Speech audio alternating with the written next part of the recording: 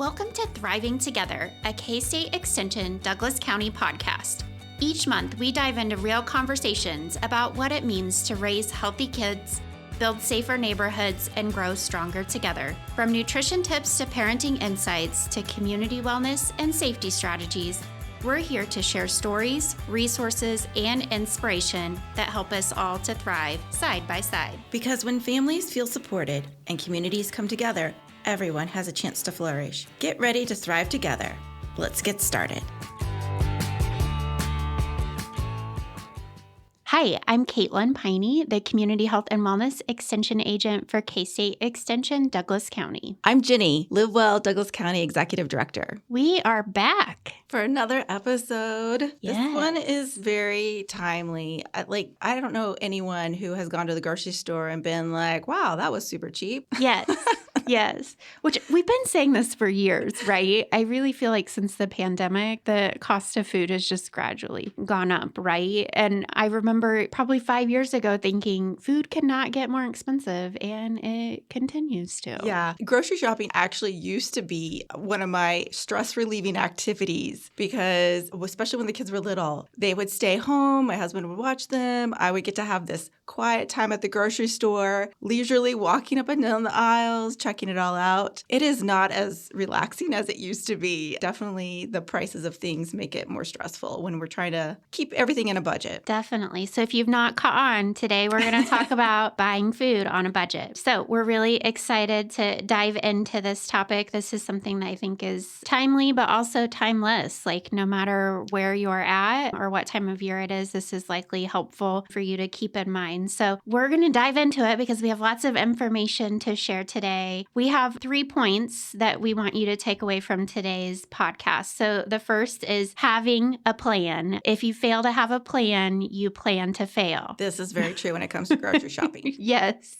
Have a plan. I'm also going to probably sneak in there on that one, like don't go to the grocery store hungry, but we'll talk about that in a minute. The second theme that we'll talk about today here is cooking once and eating multiple times. As working parents, we totally get it that it is hard to come home at the end of the day and get really excited about preparing a meal for your family. Yes. So you can do some meal prep ahead of time to help out with that. And the last thing we'll talk about before we wrap up our time together is making smart choices in the kitchen and at the store. Okay, so point number 1 that we're going to talk about is planning. And if you listen to our last episode, this is a common theme. Planning is important when it comes to a lot of things in our life, and it really does make a big difference when it comes to shopping on a budget. So what are some tips that we have for how we can plan when we're grocery shopping? For sure. I think a great idea is to see what you have at home first, which takes some time, right? And depending on where you're at when you're making your grocery list, you may want to think about being at home when you do that. I know sometimes I try to do that over my lunch break in the office and I'm like, do I have garlic powder? Do I have minced garlic? Do I have onions? I don't know. Like you need to be in that space. So look at what you have. If you have a deep freeze, go check out what's in there. I'm a bargain shopper, so sometimes I end up with like 5 bags of frozen broccoli in my deep freeze. And I forget about it. So go check out what you have and start your list from there. I think that takes time and intentionality, but can really save you a lot of money at the end of the day. And I am not one of these people, but I strive, we have to have goals, Kaitlyn. So Totally. I do know people that are very organized, so much so that they have the little whiteboard with the list on the outside of the freezer to keep track, like an inventory of what is in their freezer. And I see that and I think that's a fantastic goal. So if that is something that you are capable of doing and it doesn't stress you out, that might help you save time in the long run. Yeah, tell us how you do that.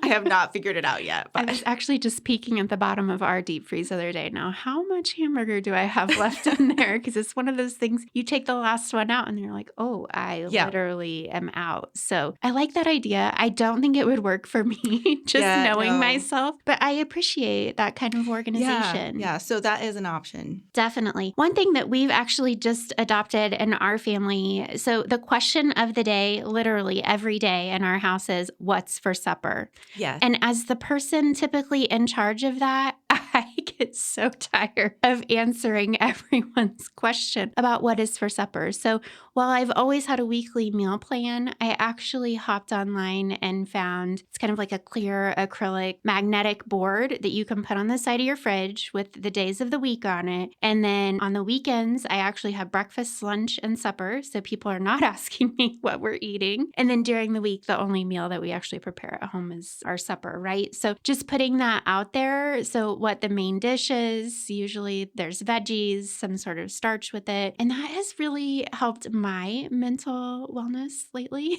is just having that on the side of the fridge. So kids can anticipate what they're going to be eating. And then let's be real, like my husband also likes to know, like, what are you making? And then we can kind of look and adapt. And here's the thing, life happens. And sometimes it doesn't end up happening in the order that it's written on the board. And that's okay. But you know what you actually prepped for and purchased food for that week and what your options are. Yeah. So I did something very similar when my kiddos were younger because you do a lot more meal prep when your kids are younger. And now that they're older and we are not always in the same place for meal times, so people are eating at different times. So I actually have less meal prep to do, which would think make it easier, but it doesn't always. So I usually only need to plan maybe 2 to 3 meals at the most. And we'll talk about having those leftovers as well and what to do with leftovers. But ours is really looking at schedules and matching up like when are people actually going to be around to eat meals and need that food? And then what days are people so busy that they're probably having to pack a dinner and take it on the go or,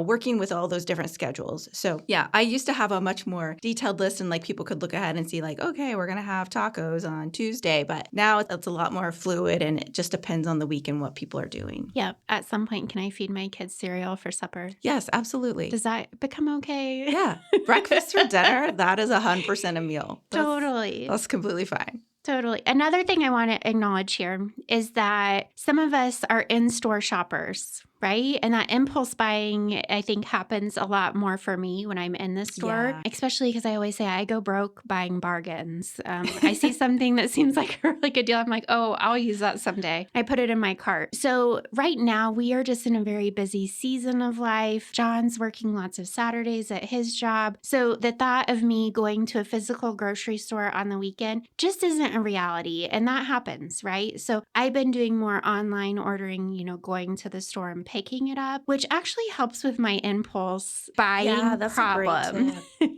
And it's a good way to shop ads too, right? So you can look through the ads, make your list, figure out what's on sale, and then just put those in your cart essentially through the app or whatever website function you're using. So I have literally shopped for groceries, I think almost every way possible. But right now, at least for this season, I'm going and doing that mostly online, especially for the staples. I still find that produce is very tactile for me. Like being able to pick out your own bananas. I do. And I'm just kind of picky about produce. So, and you never know what you're going to find in produce either, because something might be marked down because it needs to move along. You might get a good deal on something, which is where I go back to the going broke, buying bargains.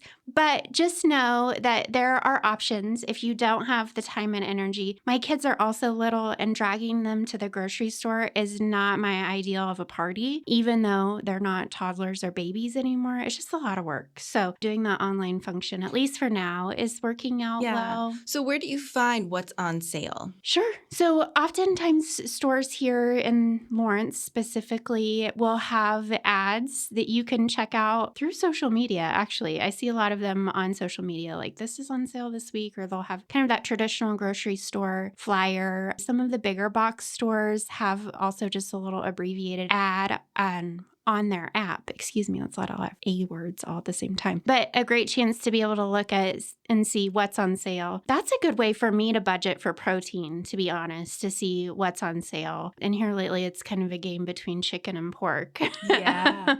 I do notice that some of our local grocery stores, not necessarily the bigger chain stores, do have really good sales, and you have to sort of watch for different items, but specifically protein items, they can have some really good sales, which is where that deep freeze comes into handy. Totally. That's why I still hang on to the deep freeze, right? Some days I think it needs to move along, but you never know what kind of deal you might find. So for sure. I know there's a couple of stores in town that also kind of have that screen on the side of their building. So if you're driving by, you can see what kind of sales are going on. But there are also stores just popping in to see what they have. You just never know what's going to be marked down, and then planning accordingly for what you need for the week. If there is a store that you like shopping a lot, I think it's worth checking out to see if they have an app, because lots of times they'll have digital coupons available specifically for that store. So if you tend to go to one store, that might be something that's worth checking out. Yes, for sure. Digital coupons are a good thing. I also always take my phone in with me because I've noticed some of the stores are kind of sneaky about the digital coupon situation. So you might walk up and see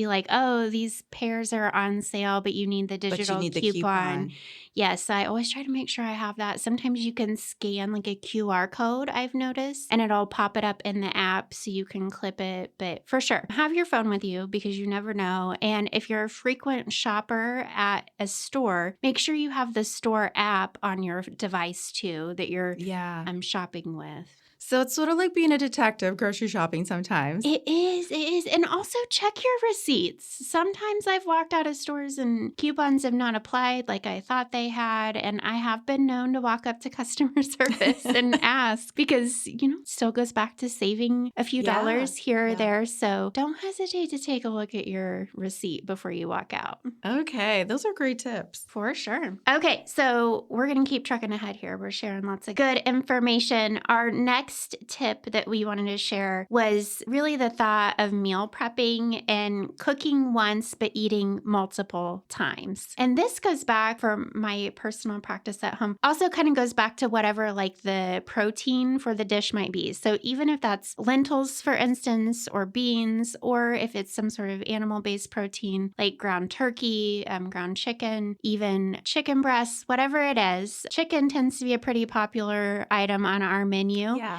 And a lot of that could be prepped the Sunday ahead of time, for instance, deciding what you need for the week and then doing that initial cook through for all of the chicken that you need, for instance, for the week. So this is 100% one of my go-to tactics for saving my sanity, but also helping save money is looking at whatever that protein is on sale. So whether it be ground beef or ground turkey or pork chops or whatever it is. And then I am going to plan several meals around that item. And so far, my family has not caught on that there's a theme there because if you can prepare it in different ways, then it's a whole brand new meal and they haven't really figured that out yet. So hopefully that will continue for me. Yeah, I love that. It works out really nicely. There are some weeks where I think, I should have done a better job of this, but just keeping that in mind. Also, you can meal prep ahead and freeze. So whatever you're prepping, for instance, ground turkey, let's say you've cooked a couple of pounds of ground turkey, but you only need a pound to get you through 1 week, but you could use that other pound the next week. Well, that's just going to be that much more convenient for you when the new week rolls around. So know that even if it's not on the menu for that week, but you'll use it another, I think the less time you spend in the kitchen roasting something, cooking something, whatever the case is, for me, it just feels better knowing that that's done. And a really good tip for stretching a budget is incorporating, a carbohydrate in with that protein. So whether that's rice or you're maybe even looking at adding pasta to it, something that's less expensive can help extend a smaller amount of protein a little bit further and make it go a little bit further. So that helps with the budget. 100%. I grew up in a really big family where there always happened to be extra kids around, and we always had rice or pasta at every meal. And my dad also grew up in a big family, and he will talk about that. His mom was a single mom at the time, which was not an overly popular thing back in the 50s and 60s, and that she could stretch food a really long ways. But to this day, he does not like goulash.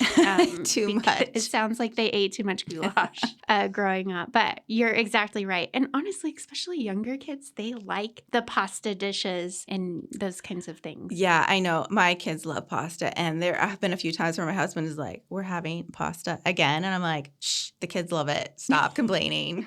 I might feel that way about tacos We eat a lot of tacos in our house, partly because it accommodates a lot of picky eaters. I Yes. think you can pick and choose how you build your taco, That's right. Make your own. Yes, but almost every week we have tacos of some sort on our menu, whether that's chicken tacos, ground turkey tacos, lentil tacos. There's always tacos of some sort. It's I think a pretty staple. So Yes, it's a good option. And yet again, a good way to kind of prep that protein ahead of time. So there are lots of different options for you to keep in mind. And don't forget, you can always freeze things. I like to write the date that I'm freezing something on there too, because sometimes something gets buried in your freezer and you can't remember what it is. So always label what it is too. I know sometimes it gets a little dicey. Like, is this ground chicken, ground turkey? At the end of the day, I'm not certain it matters after it's cooked, but labeling what it actually is and the date you prepared it is a really good practice. That way, if you're like me and you get to digging in the back and find those. Well, and I think if your family is not a huge fan of leftover meals, so if you don't want to like make a whole bunch of one item and then serve it again, because some families just aren't fans of leftovers, that freezing method really can help, because if you pull it out and a week, 2 weeks, even a month later, it is no longer leftovers. It's now a new meal. And so that concept of having it as leftovers, sometimes that's easier for family members to get over. To work through. Yeah. For sure. Before we leave this topic, something that I actually learned from my predecessor was the idea with some of our higher processed, higher fat meats, for us to really use those as flavoring. And for instance, a pound of sausage, like I grew up, we would have cooked the whole pound of sausage and probably put it in the breakfast casserole, right? That can really be used for flavoring on a much smaller scale and then stretch your food dollars. I love that. Thinking about a pound of sausage or even something like bacon, right? That is not super healthy for us, but adds a lot of flavor to a dish. Think about cutting that package of bacon maybe into thirds or even fourths for flavoring. Always think about our friends, onion and garlic. They always add a lot of flavor in there too, but it's a good way, especially for breakfast, I think. And like you said, breakfast can be supper. You can flavor and add a lot of punch to an egg dish, for instance, with those, and then stretch your food dollar even further. Yeah, that's a really good tip. So thinking about making some of those smart food choices while we're on a budget, we do want to make sure that we're just not looking for deals that are more empty calories. So calories are important. We need energy for our bodies, but we also need those vitamins and minerals to keep our bodies healthy. So as we're shopping, how can we look for foods that are more nutrient dense, but also not, blow our budget out of the water? I know it sounds really old school, and a lot of us have heard it many times over, but shop the perimeter of the grocery store, which those are those outside pieces, right? So typically, I just went to the grocery store over my lunch hour. Like, you go to the right, you usually find things like produce. Then you're going to find maybe a meat section of some sort. So those higher protein, more nutrient dense options tend to be on the perimeter of the grocery store. When you get to the center, those tend to be what we call shelf stable. Sometimes you can find more preservatives in those too, higher fat, higher saturated fats too. So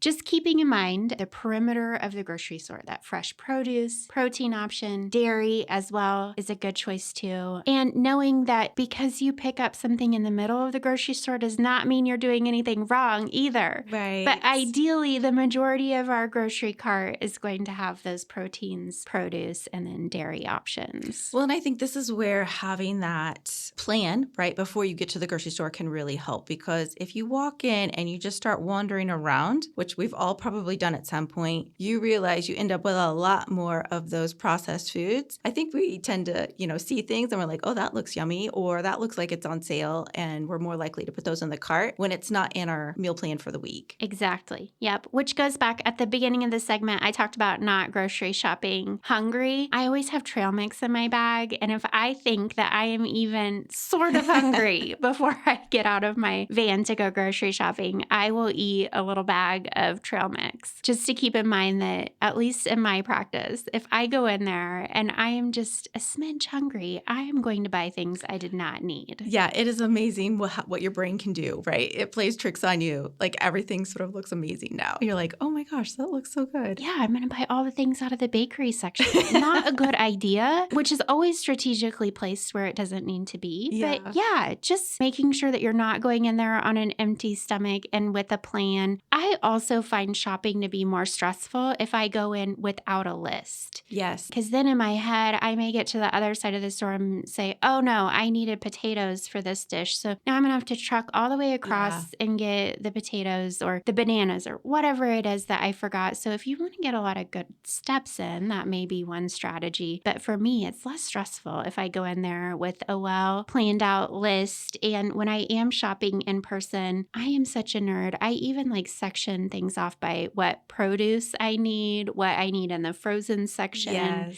That helps me not be so worried either. Kind of knowing like, okay, I'm coming up on the frozen section and this is what I need out of here. Yeah, that's a really great idea. And I don't imagine that takes a lot more time to put your list in that type of an order. No. And I'm not saying it's right or wrong. There are 100 different ways that you could meal plan. I go through the week, figure out what meals I need to cook, and then I create my list off of that. So first I'm going to do, okay, this is what we're eating for the week. See what I have in my pantry. We talked about that, making sure we use what we have. And then lastly, making that ingredient list as to, what we need to make the week happen. And the reality is nothing is perfect. And thankfully, in the small town we live in, there is a grocery store. Yes. So if we forget something, there are options to help that. I think one last tip is don't be scared of store brands. Those can be a much better buy. And I remember taking one of my food science classes many years ago, and many times those products are made in the same facility as your name brand items, and they just put a different label on it. So it doesn't always necessarily mean that it's lower quality or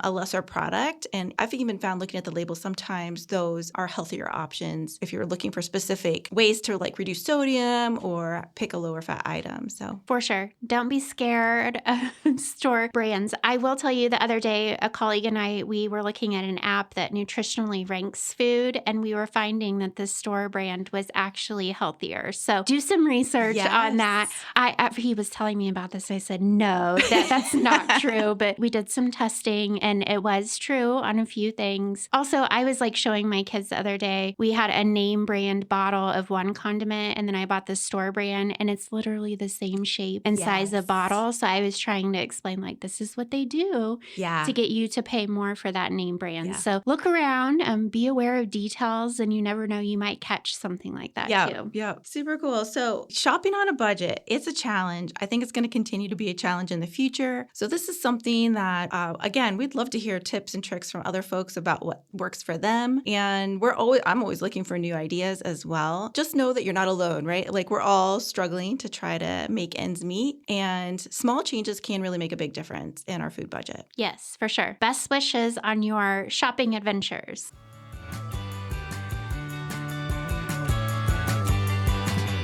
Thank you for listening to K-State Extension Douglas County's podcast. We hope you tune in again for not only more research-based information and resources you can trust, but also good conversation. Until next time.